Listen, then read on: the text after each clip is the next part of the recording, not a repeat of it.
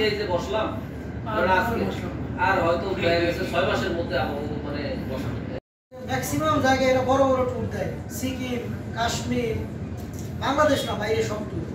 এবং এদের মানসিকতা ওই রকম। তো আমি আমরা একটা হেল্প করতে পারি, যদি কেউ বলে কোনো সেক্ষেত্রে আমরা আলাদা কিছু মোবাইলে হোক বা অন্য কিছুতেও আলাদা নিয়ে নিতে পারি। ঠিক আছে, এই হেল্পটুকু আমরা করতে পারি।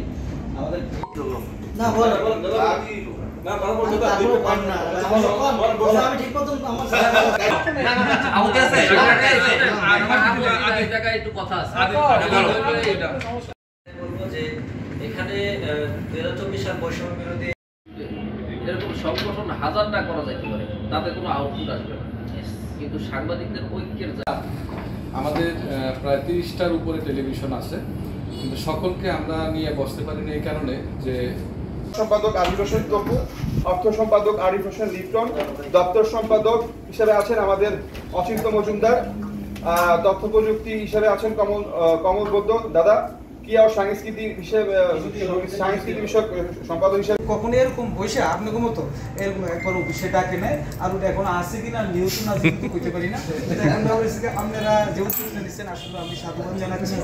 একথা